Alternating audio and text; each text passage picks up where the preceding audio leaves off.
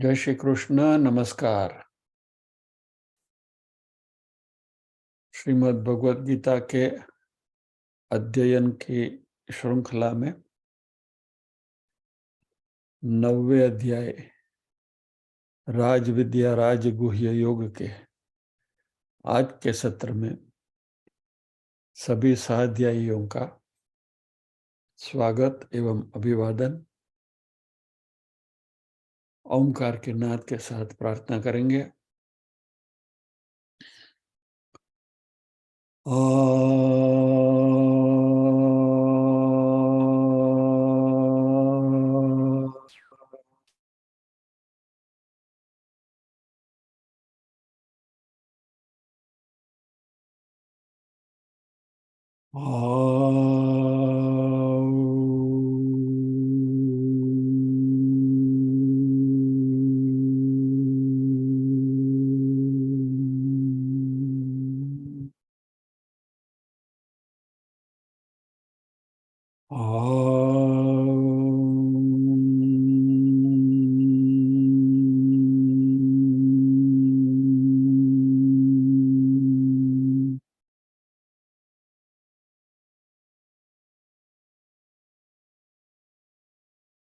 वक्रतुंड महाकाय सूर्यकोटि समप्रभ निर्विघ्नं कुरु मे देव सर्वकार्येषु सर्वदा।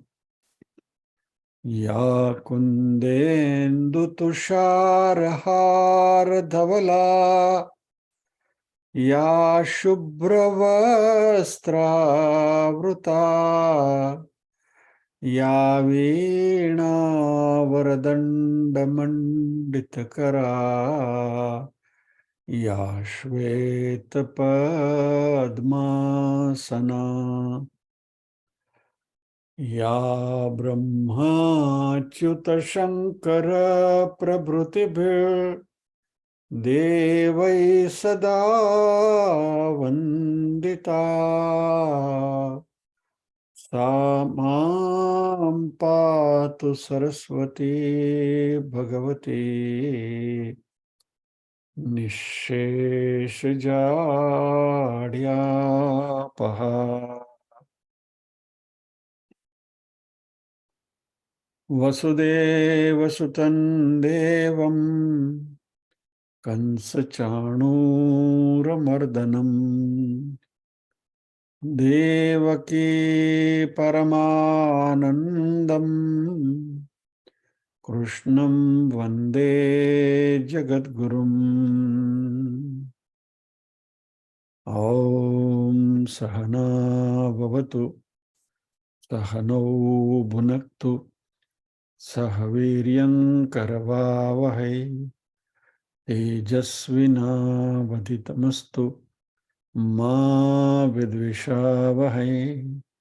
ॐ शान्ति शान्ति शान्तिः। यत्र योगेश्वर कृष्णो यत्र पार्थो धनुर्धरः तत्र श्रीर्विजयो भूतिर्ध्रुवा नीतिर्मतिर्मम।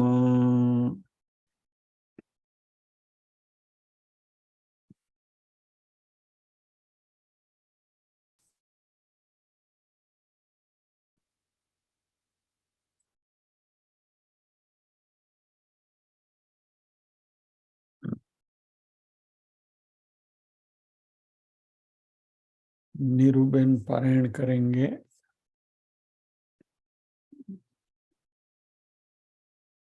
नीरूबेन आप अनम्यूट करिए।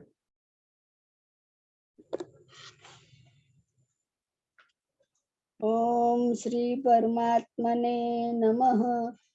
अथ नवमोऽध्यायः। श्री भगवानुवाच इदं तु ते गुह्यतमं प्रवक्ष्याम्यनसूयवे ज्ञानं विज्ञानसहितं यज्ञात्वा मोक्ष्यसे शुभात्। राजविद्या राजगुह्यं पवित्रमिदमुत्तमम् प्रत्यक्षावगमं धर्म्यं सुसुखं कर्तुमव्ययम् अश्रद्धदानः पुरुषा धर्मस्यास्य परन्तप अप्राप्य मां निवर्तन्ते मृत्यु संसारवर्त्मनि मया ततमिदं सर्वं जगदव्यक्तमूर्तिना मत्स्थानि सर्वभूतानि न चाहं तेष्वस्थितः न च मत्स्थानि भूतानि पश्य मे योगमैश्वरम् भूतभृन्न च भूतस्थो ममात्मा भूतभावनः यथाकाशस्थितो नित्यं वायुः सर्वत्र गो महान् तथा सर्वाणि भूतानि मत्स्थानीत्युपधारय सर्वभूतानि कौन्तेय प्रकृतिं यान्ति मामिकाम् कल्पक्षये पुनस्तानि कल्पादौ विसृजाम्यहम् प्रकृतिं स्वामवष्टभ्य विसृजामि पुनः पुनः भूतग्राममिमं कृत्स्नम् अवश्यं प्रकृतेर्वशात्। जय श्री कृष्ण बेन। सर હું 1 મિનિટ ઘરમાં કોઈ નથી એકવાર ખોલવા ઊભી થાય છે 1-2 વાર. हाँ जी कई वांधो नहीं। थैंक यू જય बेन। શ્રી કૃષ્ણ. जय श्री कृष्ण बेन।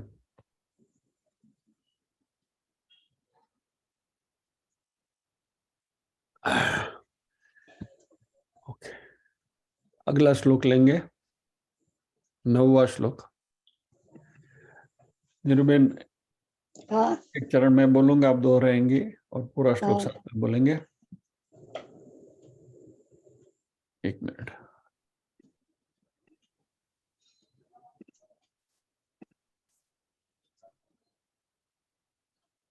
न च मां तानि कर्माणि न च मां तानि कर्माणि न च मां तानि कर्माणि न च मां तानि कर्माणि निबध्नन्ति धनञ्जय निबध्नन्ति धनञ्जय निबध्नन्ति धनञ्जय निबध्नन्ति धनञ्जय उदासीनवदासीनम् उदासीनवदासीनम् उदासीनवदासीनम् उदासीनवदासीनम् असक्तं तेषु कर्मसु असक्तं तेषु कर्मसु असक्तं तेषु कर्मसु असक्तं तेषु कर्मसु। पूरा श्लोक एक बार मैं बोलता हूँ, फिर 2 बार साथ में दोहराएंगे। न च मां तानि कर्माणि निबध्नन्ति धनञ्जय उदासीनवदासीनमसक्तं तेषु कर्मसु। साथ में निर्वेद। न च मां तानि कर्माणि निबध्नन्ति धनञ्जय उदासीनवदासीन असक्तं तेषु कर्मसु। दोबारा। न च मां तानि कर्माणि निबध्नन्ति धनञ्जय उदासीनवदासीन असक्तं तेषु कर्मसु। जय श्री कृष्ण बेन। जय श्री कृष्ण भाई।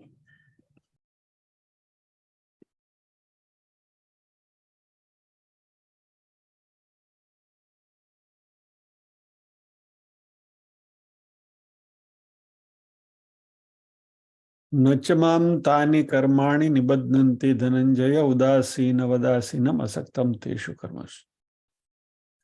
इस श्लोक में प्रवेश करने से पहले इसके आगे वाले 2 श्लोक के ऊपर एक बार नजर डाल लेते हैं।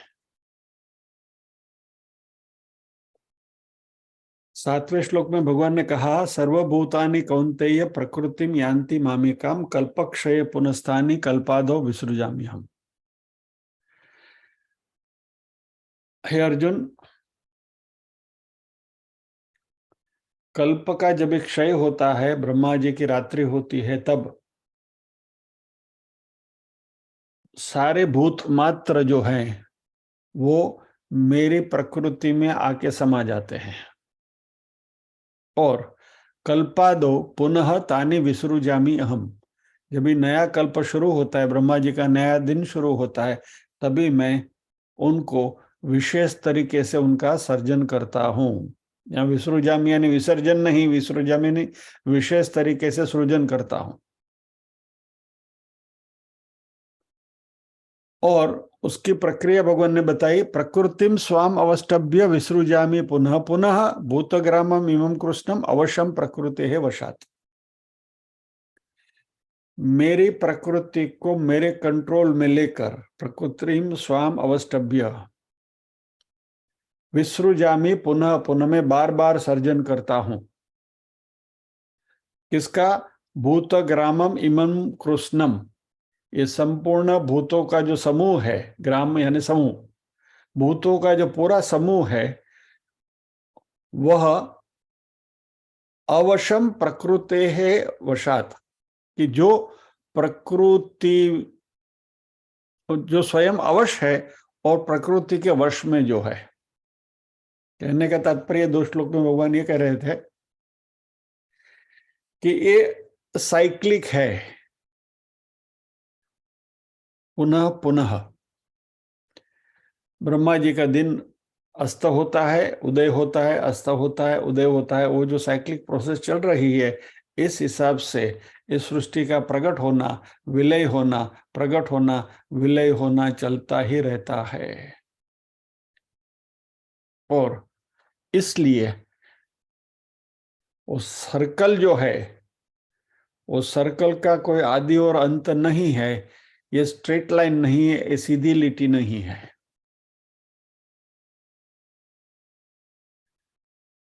कल जो डॉक्टर अंकित शाह की क्लिप भेजी थी, यदि वो आपने सुनी है तो उसमें ये बात उन्होंने करी है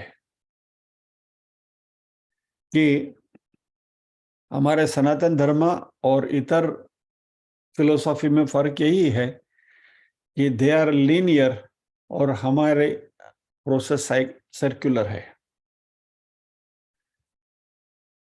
लीनियर इस तरीके से कि भाई पृथ्वी का सृजन हो गया और पृथ्वी का प्रलय, सृष्टि का प्रलय हो जाएगा, बात खत्म। It is only A one time affair. हालांकि हमारे यहाँ बार बार ये होता रहता है, ऐसी बात यहाँ करी गई है। अभी लास्ट टाइम हमने इस बात को यहाँ छोड़ी थी, यदि भगवान कहते हैं कि मैं करता हूं बार बार सृजन, तो ये जो कुछ हो रहा है, क्योंकि भगवान ने सर्जन किया है, तो इसकी तो जिम्मेवारी भगवान की हो जाएगी। इतने सारे भूतों का सृजन करते हैं। अब let us take a simple example कि भाई हमारे घर में हमारे बच्चे हैं, मान लीजिए कि फैमिली हैज गॉट 4 किड्स या 3 किड्स, तो 3 या 4 बच्चों की जिम्मेवारी उनके पेरेंट्स की होती है। फिर वो उधम मचाए, अच्छा काम करे तो उसकी क्रेडिट भी पेरेंट को मिलेगी, और वो कुछ शैतानी करे तो भी वो उसका जो ब्लेम है वो पेरेंट्स के ऊपर है, वो तुम्हारे बच्चे हैं, बराबर। तो वही लॉजिक को हम सृष्टि के प्रति बढ़ाकर देखें, तो यदि भगवान क्रेडिट लेते हैं कि सृष्टि का सृजन मैं करता हूं और ये सृष्टि का विलय भी मेरी माया में ही आके होता है, तो ये सारी सृष्टि में जो भी कुछ कर्म हो रहे हैं, अच्छा बुरा, उसकी जिम्मेवारी भगवान की हो जाएगी। यानी भगवान कर्ता के रोल में आ गए तो भोक्ता के रोल में भी आ जाएगा। भाई तुमने बच्चे पैदा किए तो भी तुम भुगतो, बराबर। सो इस लॉजिक का भगवान यहां जवाब देते हैं। एक छोटी सी बात यहां कह दूं, क्योंकि आज हम नया श्लोक शुरू कर रहे हैं। एक समय ऐसा था कि हमारे एक सहध्यायी एक श्लोक का दूसरा या तीसरा चरण जब होता था तो कहा करते थे कि अरे अभी और कितना लंबा चलेगा। और मुझे बताते हुए बहुत खुशी हो रही है कि वही साध्यायी अभी ये कहते हैं कि कभी कभी ऐसा लगता है कभी ये खत्म ही कभी ना हो तो कितना अच्छा। ऐसी फीलिंग आती है भगवत गीता से। बस यही एक बड़ी खुशी की बात है कि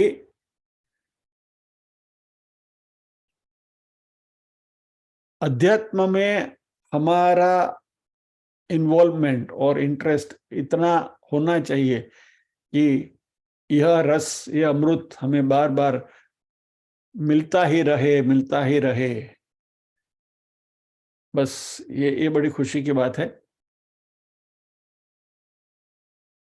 तो let us continue with our logic कि सर्जन विसर्जन सभी भगवान कहते हैं कि मेरी वजह से हो रहा है।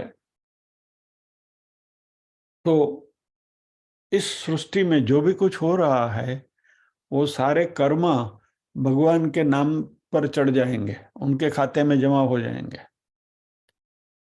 तो भगवान बहुत क्लियरली कहते हैं, अपना पल्लू झाड़ते हैं, कहते क्या कहते हैं, न च माम तानि कर्माणि निबद्धन्ते धनंजय।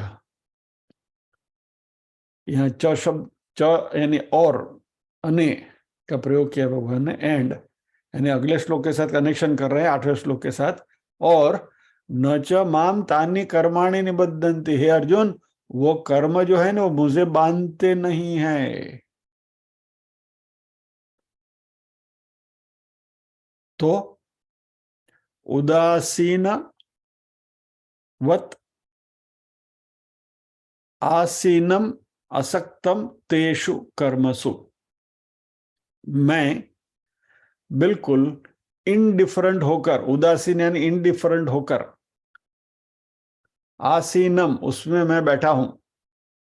कैसे? आसक्ति रहित। किन में आसक्ति रहित?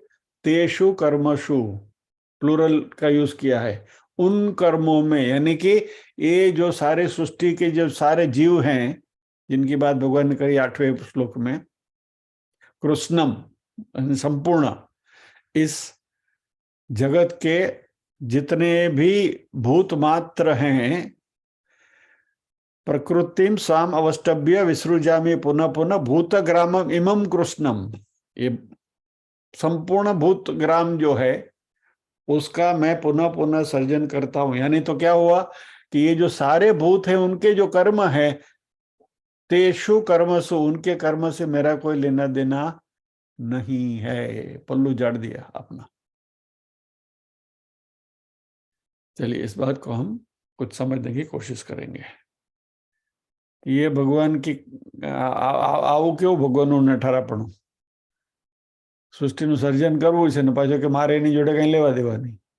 I don't own any ownership for that. Okay.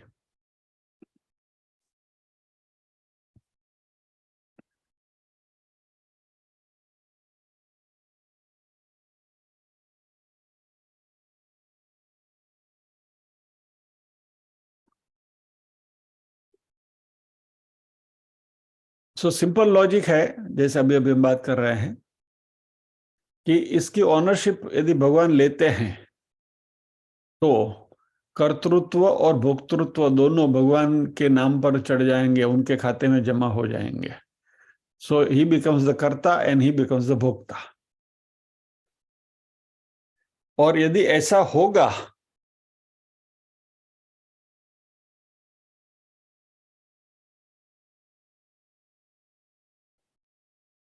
तो भगवान को तो प्रॉब्लम हो जाएगा दोनों साइड से। हमारे संसार की बात से ही देखें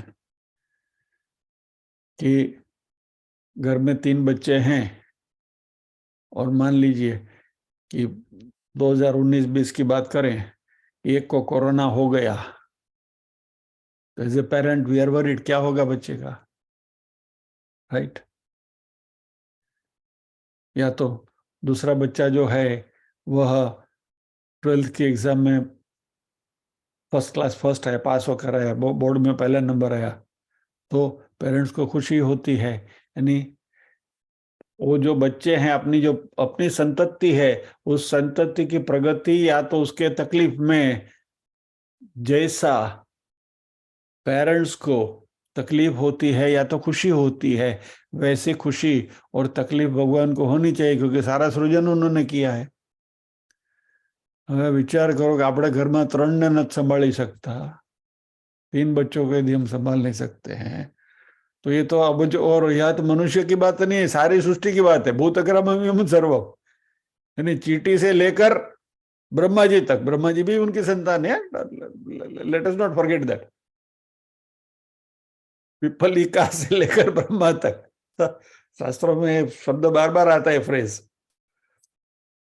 तो चींटी से लेकर ब्रह्मा तक सृजन, ये पृथ्वी में, सॉरी सृष्टि में जो भी कुछ है, उस सबकी जिम्मेवारी भगवान की वजह से, भगवान तो बेचारा खुद रेडाइज करे, नशाइज करे, रेडाइज करे, नशाइज करे। अभी हमारे चेहरे पर मुस्कान आ रही है तो उसके चेहरे पर भी मुस्कान आनी चाहिए, और यदि हम रोएंगे तो उसको भी रोना पड़ेगा, वांधो पड़ जाए ना। इसलिए भगवान बहुत डायो है। मैं बोलता हूँ वो फ्रेज, मेरा जो पेट फ्रेज है उसके लिए वो है, पल्लू झाड़ जाएगा, मेरा उसे कोई लेना देना ही नहीं, आई डोंट केयर। और हम हमारे लोगों की मात्रा दुख की बात करें, और हमें बार बार तो आना जाना पड़ता है, तो he must be A sadistic God, कि हमको दुख में डाल के वो मजे कर रहा है। बहुत समय पहले हमारे रोटरी क्लब में एक हमारा एक डिस्कशन हुआ था, उसमें एक मुस्तफा जी करके एक रोटेरियन थे, उन्होंने प्रश्न पूछा था कि भाई बार बार ये जीव को आना आना जाना पड़ता है, तो भगवान must be A sadistic person. हमको सबको इसमें झोंक कर वो स्वयं वहां बैठा बैठा मजा कर रहा है, तो ऐसा कैसा भगवान? तो तभी तो जितनी अक्ल थी उतना उनको जवाब दे दिया था, but fortunately the answer which I gave was correct, कि यदि आप अपने आप को भगवान से अलग मानते हो तो he is a sadistic god, and if you consider yourself to be part and parcel of him, बराबर। अभी हम मांडव्य के उपनिषद में भी बात कर रहे हैं और यहाँ भी बात कर रहे हैं, ईश्वर और जीव दोनों एक ही है, because that consciousness is the same, बराबर। वो जो चैतन्य है वो तो कॉमन है, हमारे में भी वही चैतन्य और ईश्वर में भी वही चैतन्य है, तो ईश्वर और हम तो सब एक ही हैं। तो यदि हम अपने आप को उनसे अलग माने तो आपकी जो दलील है वो सही है, आपकी लॉजिक सही है कि वो वहां बैठा बैठा हमें दुखी होते हुए, he is a sadistic god and he is enjoying a suffering, but he is part and parcel of us. तो यदि हमको दुख हो रहा है तो उसको भी दुख हो रहा है, और यदि हम सुखी हो रहे हैं तो वो भी सुखी हो रहा है। बट ये दोनों से वो परे है, और इसलिए हमसे भी कह रहे हैं कि भाई यही आप मुझसे सीखो, you are part and parcel of ममई वांशो जीवलोके जीवभूत सनातन। क्या यदि आप मेरा अंश है तो आपने शरीर के साथ जो तादात्म्य बनाकर रखा है, इसकी वजह से जो आपको तकलीफ हो रही, देखो मैं कैसा बैठा हूं निरांत आराम से, शांताकारम भुजगशयनम पद्मनाभम सुरेशम, समुद्र के बीच में शेषनाग पर लेटे हुए चैन से। भगवान कहते हैं आप भी ऐसा कर सकते हो। That is what he is trying to explain here, कि मैं अकर्ता हूं, मैं अभोक्ता हूं, I am neither the creator nor the destroyer.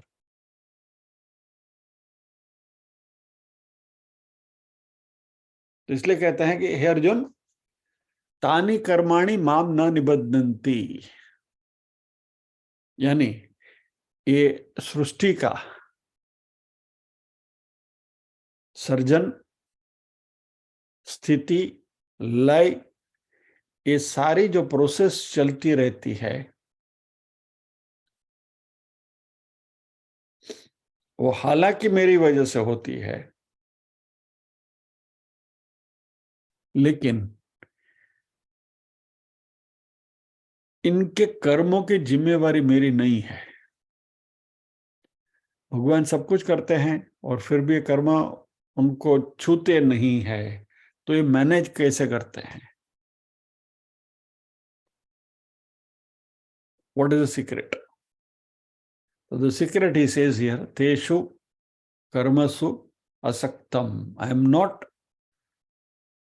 involved in that. I am not identified with that or attached to it. कर्तृत्व अभिमान नहीं है। इसके एक सिंपल एग्जाम्पल मैं आपको दे दूं, it is very easy to understand how he is indifferent. थोड़ा क्रूड एग्जाम्पल है बट इट्स वर्थ अंडरस्टैंडिंग। स्मशान में जो व्यक्ति मुर्दा जलाने की क्रिया करता है, बराबर, उसकी मनस्थिति क्या होगी सोचिए। जो लोग डेड बॉडी लेकर आते हैं वो रोते रोते आ रहे हैं, हाँ हाँ हे राम श्री राम जय राम जय जय राम, कोई रो रहे हैं, कोई ये कर रहे हैं, अरे बहुत खराब थे क्यों 5 वर्ष વધારે जीवे हो तो हारो तो वगैरह वगैरह, जो हमारा नॉर्मल नाटक होता है वो, बराबर। अभी वहां डेड बॉडी किसकी आई? स्मशान का जो आदमी है उसका उनसे कोई लेना देना नहीं। Is not concern, for him it is a dead body, that's it, बात खत्म। The way he is indifferent, स्मशान में मुर्दा जलाने वाला व्यक्ति डेड बॉडीज की प्रति उसकी जो उदासीनता है, और फिर भी वो अपना कार्य एफिशिएंटली ईमानदारी से करता है। ही एंश्योर्स कि भाई वो डेड बॉडी अच्छी तरह से जल जाए, उसमें जो भी कुछ करना है वो करना है, फाइनली उसकी हड्डी निकाल कर आपको देनी है वगैरह वगैरह, सब कुछ फ्रॉम ए टू जी सारा कार्य वो करता है। फिर भी ही इज नॉट कंसर्न कि किसकी बॉडी आई है, एमएलए की आई है या कोई गरीब की आई है या कौन भी आया, forget it, it's a dead body for him. ये उदासीनता है। भगवान हमें कह रहे हैं कि संसार के आपके कार्यों के साथ इस तरह यदि उदासीन हो जाओगे, वो आदमी डेड बॉडी को जला रहा है, let us go back to the same metaphor, वो डेड बॉडी को जला रहा है, वो जो शरीर, मृत शरीर आया, उसको मारने में उस स्मशान वाले का कोई रोल नहीं। स्मशान वाले ने that fellow has not killed that body, killed that person। यानी जो स्वरूप में वहां आता है उसके साथ जैसे वो स्मशान में मुर्दा जलाने वाले को कोई लेना देना नहीं है, जैसे वो इंडिफरेंट है, इसी तरीके से जगत के सारे कर्मों के साथ हम इंडिफरेंट हो जाएंगे तो फिर वो कर्मों का फल हमें लगेगा नहीं। और जिस दिन कर्म के फल चिपकने बंद हो गए, मोक्ष का द्वार खुल गया, क्योंकि संचित कर्म में डेबिट साइड है और क्रेडिट साइड है, बराबर है, हमने पहले देखा था। सो जब क्रेडिट साइड ज्यादा हो जाएगी संचित कर्म में, तो उसको भुगतने के लिए आपको सुख मिलेगा, you will be in happier situation, and the ultimate situation is स्वर्ग में जाओगे। और यदि डेबिट साइड ज्यादा है तो आप दुखमय स्थिति में आपको जन्म मिलेगा, या तो मनुष्यतर योनि में भी जन्म मिल सकता है, और वो कर्म खपा के आपको पुनर्जन्म तो लेना पड़ता है। तो मोक्ष क्या है? ये जो कर्म का खाता है संचित कर्म का, उसमें debit side and credit side both should be individually zero. वो बैंक का अकाउंट नहीं है कि आप क्रेडिट से डेबिट को ऑफसेट कर सको। यानी बैंक के खाते में बैलेंस का भी एक कॉलम है, बराबर। Opening balance plus credit minus debit is equal to closing balance, और वो चलता रहता है बैंक का खाता। ये जो कर्म का अकाउंट बुक है उसमें बैलेंस का खाता नहीं है, उसमें खाली डेबिट है और क्रेडिट है। तो आपका ये जन्म जैसे पूरा हुआ, आयु खत्म हुई, तो डेबिट खाते का टोटल होता है, क्रेडिट खाते का टोटल होता है, इंडिविजुअली इंडिपेंडेंटली। और फिर वो हिसाब से आपको पुनर्जन्म मिलता है, डेबिट ज्यादा है कि क्रेडिट ज्यादा है। जन्म जन्मांतर के बाद जैसे जैसे आप डेबिट और क्रेडिट को खपाते जाते हैं, तो डेबिट इंडिविजुअली जीरो हो गई, क्रेडिट इंडिविजुअली जीरो हो गई, फिर पुनर्जन्म मिलने के लिए कोई वजूद ही नहीं है। इससे एक कोरोलरी क्वेश्चन आएगा। ये बात हमने चर्चा कर, मैं I am just recapitulating the whole discussion again, दोबारा थोड़ा ड्रामेटाइज करके आप सामने रख रहा हूं। ओके भाई, हम लोग तो बहुत अच्छे हैं, we are all nice noble people, तो हम कोई बुरे कर्म तो करेंगे नहीं। We will not do anything wrong. हम किसी को गाली नहीं देंगे, किसी को सताएंगे नहीं, कुछ नहीं करेंगे, ये नहीं करेंगे, वो नहीं, सब शास्त्रों के अनुसार जो भी है सब कुछ करेंगे। यानी हमारी डेबिट में तो कुछ जमा होगा ही नहीं, बराबर। तो फिर क्या अच्छे सत्कर्म नहीं करने का? Should we not help people? क्योंकि सत्कर्म करोगे इफ यू हेल्प पीपल। कोई बच्चे को स्कॉलरशिप दे दी, कोई दो बच्चे को बुला के पढ़ाया आपने, कोई गरीब की मदद कर, वट एक्स वाई जेड, सत्कर्म सारे जो है हमारे शास्त्र विहित शास्त्र विहित के शास्त्रों ने बताए हुए। पूजा पाठ किया, भगवान का नाम लिया, ये किया, वो किया, वगैरह एटसेट्रा एटसेट्रा एटसेट्रा। और credit side will keep on swelling. तो क्रेडिट साइड में बैलेंस बढ़ती जाएगी तो उसको भी हमें खर्चा तो करना ही पड़ेगा, वी विल टू स्पेंड, उसके लिए जन्म तो लेना पड़ेगा। भले अच्छे श्रीमंत के घर में जन्म ले, आएगा 9वें अध्याय में आने वाला है, श्रीमंत के घर में आप जन्म ले, लेकिन वो खर्चा तो करने के लिए जन्म तो लेना पड़ेगा। तो क्या हम अच्छे कर्म भी ना करें तो, और अच्छे कर्म करेंगे तो मुक्ति नहीं मिलेगी, और हमें तो मुक्ति चाहिए, यानी डेबिट और क्रेडिट दोनों जीरो करना है। डेबिट की तो बात समझ गए, क्रेडिट को जीरो कैसे करना है इसकी ही बात यहां भगवान कहते हैं।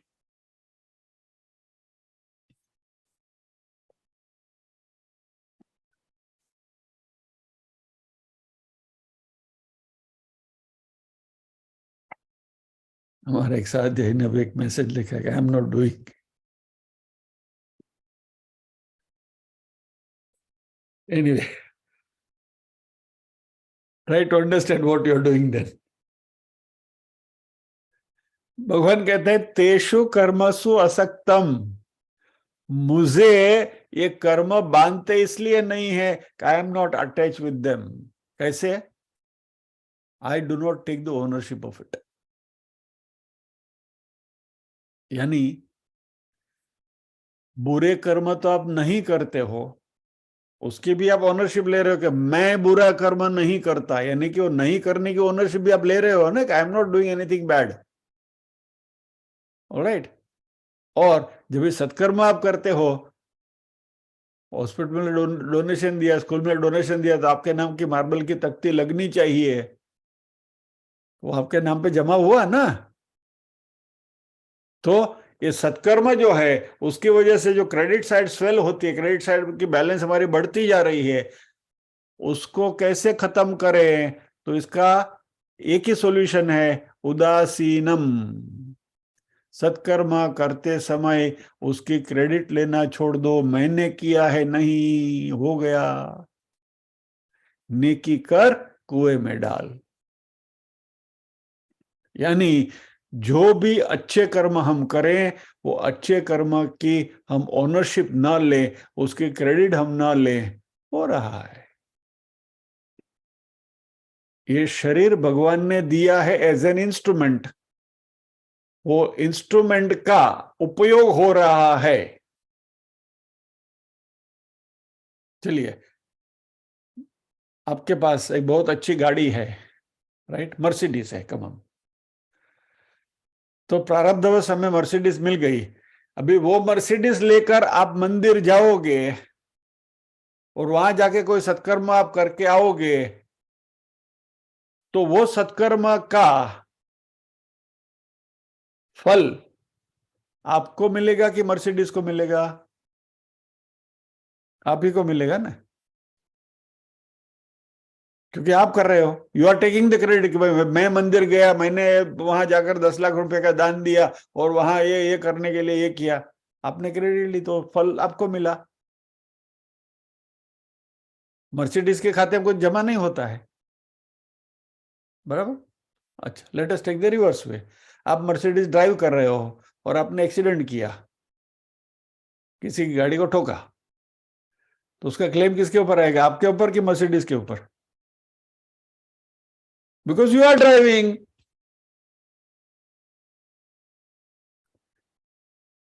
समझने की बात क्या है कि जो इंस्ट्रूमेंट है, जो व्हीकल है, उसको कोई फर्क पड़ता नहीं।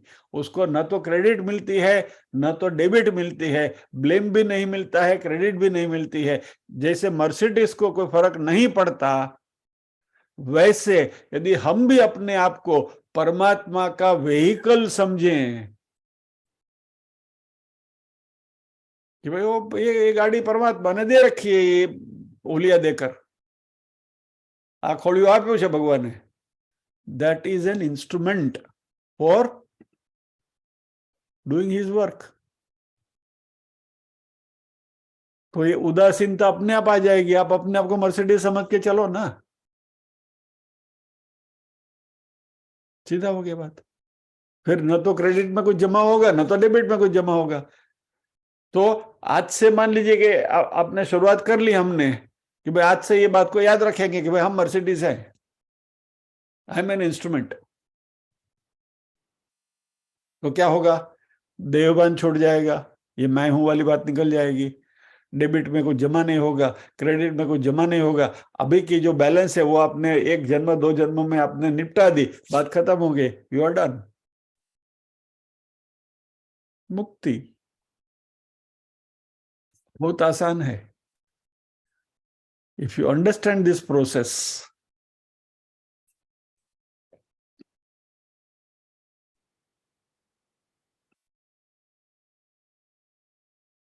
अभी मैं नहीं करते हैं तो कौन करता है, कांजी करते हैं। ये गाड़ी तो उसकी है ना, तो एक्सीडेंट किया तो गाड़ी के ओनर को लगेगी। तो यदि हम अपने आप को कांजी की गाड़ी समझते हैं तो हमने कुछ बुरे कर्म किए तो उसकी डेबिट कांजी के खाते में जाएगी। इसलिए कांजी यहां खुलासा कर रहे हैं कि मेरा कोई लेना देना नहीं है। यानी एट आवर लेवल हमने देहाभिमान छोड़ दिया, हम कर्म से मुक्त हो गए, लेकिन वो कर्म भी उदासीनवत आसीन, मैं इंडिफरेंट बन के वहां बैठा हूं, I am an uninvolved person, I am detached.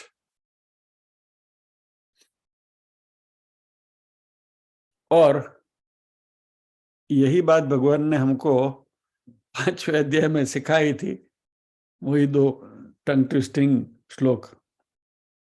नैव किंचित करोमि ते युक्तो मन्येत तत्त्ववित् पश्यन् शृण्वन् स्पृशन् जिघ्रन् अश्नन् गच्छन् स्वपैशसन्, बराबर, प्रलपन् विसृजन् गृह्णन् उन्मिषन् निमिषन्नपि इंद्रियाणि इंद्रियार्थेषु वर्तन्ते इति धारयन्।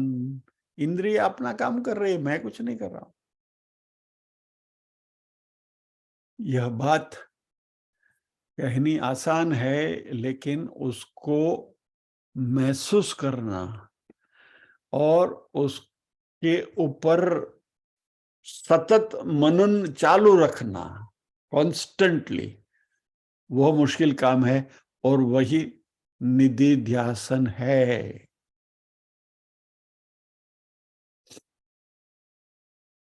तो ये अकर्तृत्वम और ये अभोक्तृत्वम के लिए आपको कर्म का अभिमान का त्याग करना है, कर्म का त्याग नहीं करना है। You are not suppose to renounce the karma, you are suppose to renounce the doership. ये मैं कर रहा हूं, कर्म किए बिना आप रह नहीं सकते। कुछ नहीं तो सांस तो लेनी ही पड़ेगी। चले जाओ हिमालय में, जाओ कुछ नहीं करना है, चलो समाधि लगा करके बैठ गए, but till you have the जीवन, जितना है आपकी जिंदगी है उतना सांस लेने का कर्म तो करना ही पड़ेगा। क्या करोगे? नैव किंचित करोमि, इसलिए तो बिना कर्म हम रह नहीं सकते, कर्म करते रहना पड़ेगा। कर्म करेंगे भी, लेकिन इससे अनासक्ति बनाए रखनी है। इसलिए तो भगवत गीता का जो कमेंट्री गांधी जी ने लिखी, तो उनकी जो कमेंट्री का टाइटल है अनासक्ति योग। वो लोग भगवत गीता इस अनासक्ति योग, और यह हमारे जीवन में हम धीरे धीरे सीखते जाएंगे, आत्मसात करते जाएंगे, तो बात आगे बढ़ती जाएगी। ओके।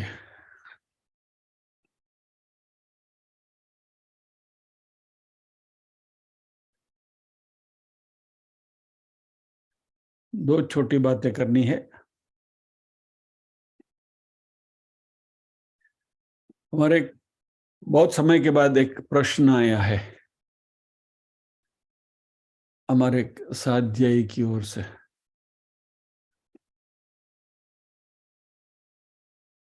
यार आ બધા બોલિંગ કરીને ભાગી જાય છે ને પછી વાંધા પડે છે, આપણે ઓલા દોડતા રહીએ 200 300 250। एनीवे, चलो जिसने भी बॉलिंग करी है उनको मुबारक। बात ऐसी है कि इन्होंने एक प्रश्न, यानी व्हाट्सएप का एक मैसेज उन्होंने फॉरवर्ड किया है कि गौतम बुद्ध और भगवान बुद्ध कहीं एक तो नहीं मान रहे हैं आप उनको। और फिर उन्होंने एक लंबी फहरिस्त दी है कि भगवान बुद्ध, जिसको हम विष्णु के अवतार मानते हैं, श्रीमद् भागवत में 9वां अवतार विष्णु का बताया गया है बुद्ध को, वो बुद्ध, और ये गौतम बुद्ध जो उन्होंने बोधिसत्व, यानी वो वृक्ष के नीचे जो बोधिसत्व पाया था, बुद्धत्व पाया था, सिद्धार्थ बुद्ध, वो दोनों अलग अलग हैं, एक नहीं है। वट एवर इट इज, ये जो पूरी उसकी उसकी जो फहरिस्त उन्होंने दी है, वो उनको मुबारक। इसमें शंकराचार्य जी ने क्या कहा और इसने क्या कहा, उसने क्या कहा, वगैरह वगैरह कहा।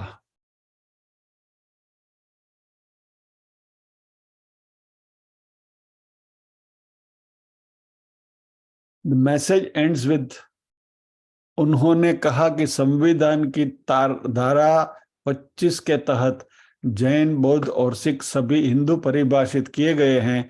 बौद्ध तो खुद को हिंदू नहीं मानते हैं, अब जैन सिख भी खुद को हिंदू नहीं बताने लगे हैं। आगे बात घूम फिर के डिवीजन पे तोड़ो, यानी एक विवाद खड़ा कर दिया। अभी हम कहेंगे भगवान बुद्ध विष्णु के अवतार हैं, वही सच्चे हैं। आम्बेडकरवादी लोग कहेंगे नहीं नहीं, हमारे बुद्धि सही है। देखिए मारामारी शुरू। हमें इनसे कोई लेना देना नहीं है। दोनों बुद्ध सेम है या अलग है, अलग थे, ये वितंडावाद में पड़वानुं ज समझवा। Why should we get into that? Okay, but उन्होंने एक प्रश्न पूछा, इज इट ट्रू? उसका आंसर मैं नहीं देता हूं, स्वामी विवेकानंद दे रहे हैं।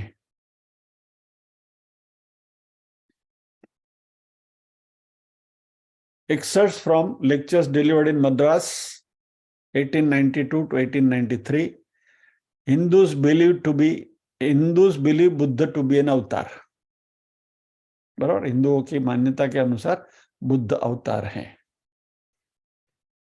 फिर उन्होंने बुद्ध की बात करी।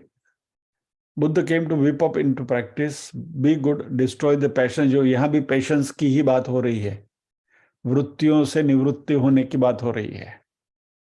Then you will know for yourself whether dvaita और अद्वैत फिलोसफी है कि नहीं है, एक है या ज्यादा है।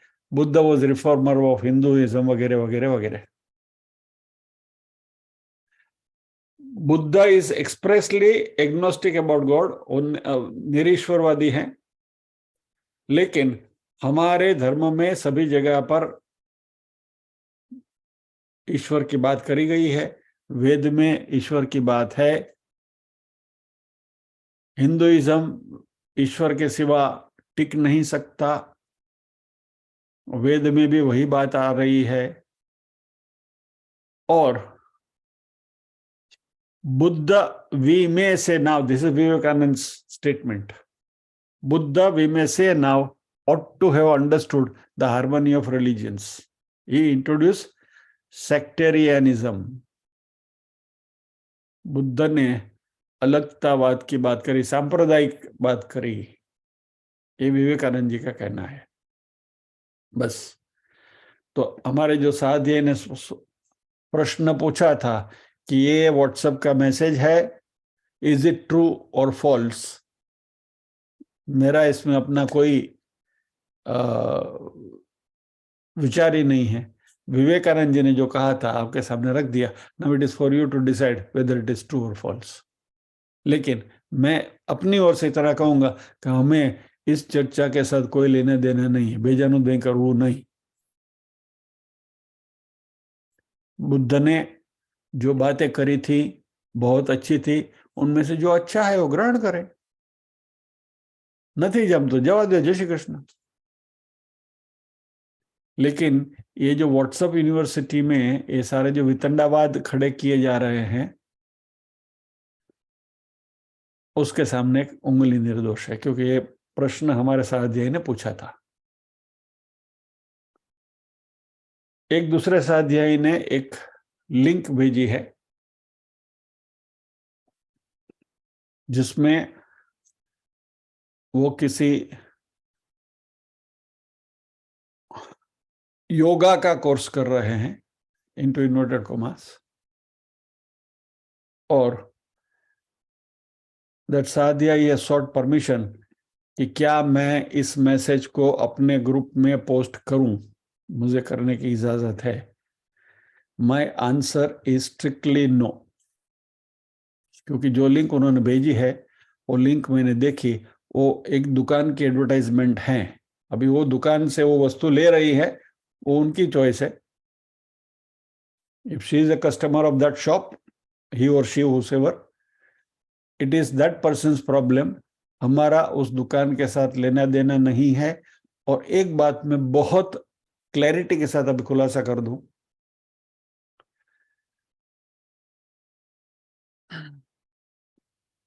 त्रिजटा की बात जब से मैंने सुनी, आज से करीब 15 साल पहले सुनी थी, तब से एक बात मन में बहुत अच्छी तरह से बैठ गई है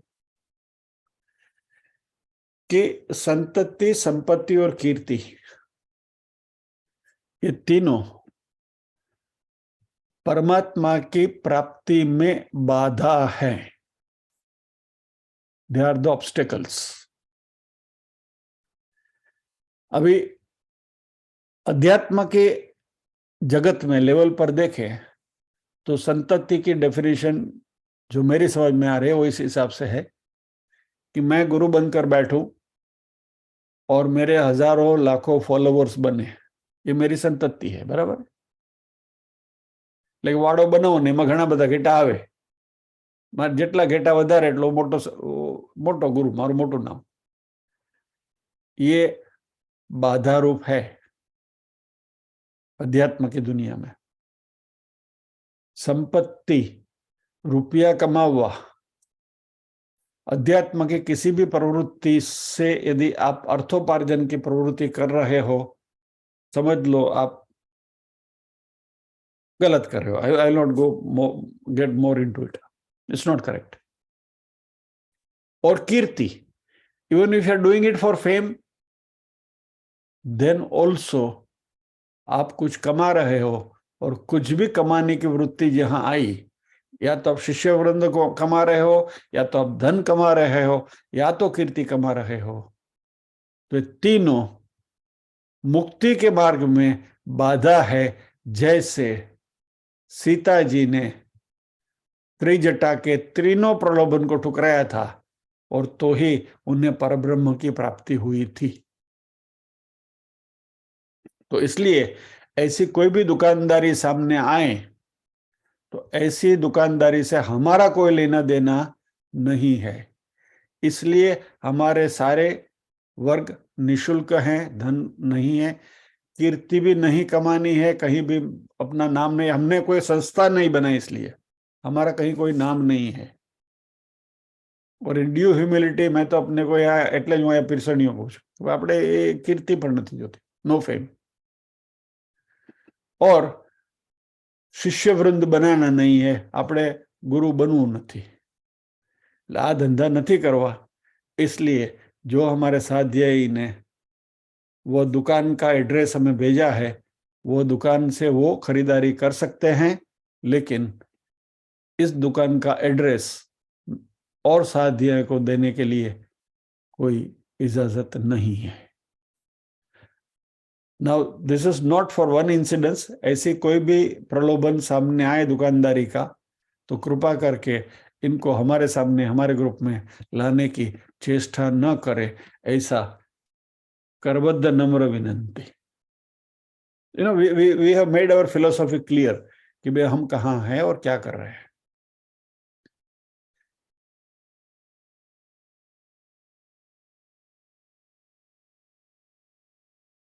जो भी हमें वेदों से प्राप्त हुआ है वह परमात्मा का दिया हुआ है, और वह परमात्मा की परावाणी है। यानी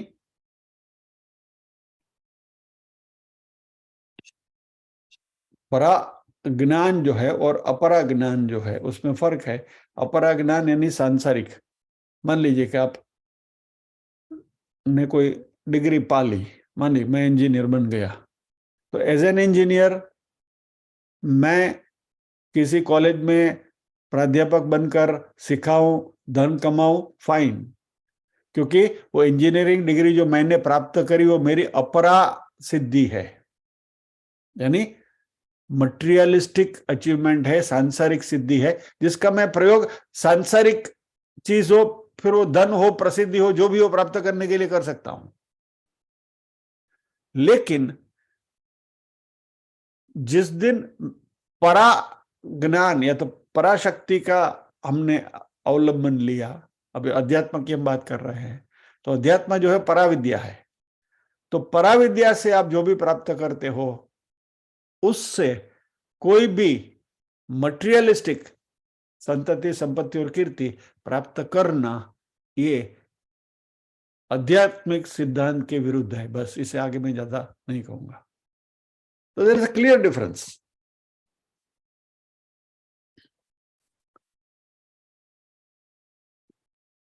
चलिए, बात निकली तो एक और बात आपसे कह दो।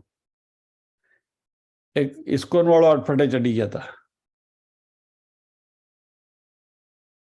व्हाट्सएप में उनका मैसेज आया था कि इस्कॉन वाले कीर्तन बहुत अच्छा करते हैं और उनके कीर्तन बहुत अच्छे होते हैं, आनंद आता है, मजा आता है सुनने का, I like it, I enjoy it. तो व्हाट्सएप में उनका एक ये आया ग्रुप में, मैंने कि भाई ज्वाइन दिस ग्रुप, इसमें हम कीर्तन सिखाएंगे फ्री ऑफ कॉस्ट।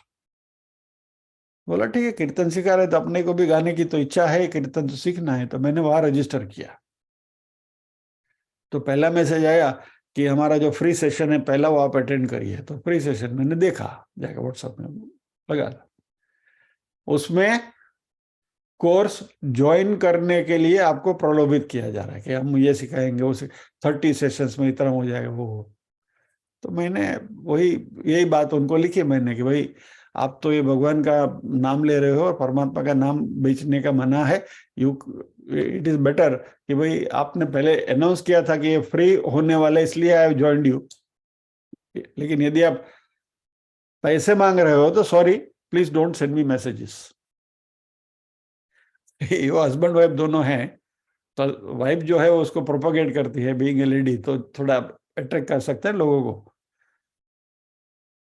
तो फिर वो उसका जवाब आया, you will suffer. Why should I suffer? मैं तो आपको सही बात बता रहा हूं। देन स्वामी, मैंने बोला भाई आप इस्कॉन से जुड़े हुए हैं तो स्वामी प्रभुपाद जी को तो आप मानते ही हैं। तो स्वामी प्रभुपाद जी के Bhagavad Gita as it is का एक श्लोक है, उसका एक तीसरे अध्याय का एक श्लोक है, मैंने उनको कोट किया। बोला ये हिसाब से तो आप चोरी कर रहे हैं। और फिर वो जो भड़क गई मेरे ऊपर, बोला जय श्री कृष्ण, हमारे पास $10,000 का स्टूडियो है, तो do you mean to say that the musicians should star? बोला नहीं, तुम जाज सीखो, डांस सीखो, कुछ भी सीखो और सिखाओ ना, पैसे कमाओ ना। भगवान का नाम लेके पैसा कमाने की जो वृत्ति है वो गलत है, उतना मैं आपको बताता हूं। और ये मैं नहीं कह रहा हूं, प्रभुपाद जी कह रहे हैं, this is the extract from his own book on page number so and so, please refer. आपके पास तो होगी करके छोड़ दिया। Anyway, so to cut the long thing short, ऐसी कोई भी दुकान की हमें यहाँ प्रमोट करने की या उनके बारे में चर्चा करने की इच्छा नहीं। बाकी दुकानों की चर्चा करनी चाहिए तो बहुत बड़ी दुकानें हैं। चलिए, विल पॉज हियर, प्रार्थना करेंगे।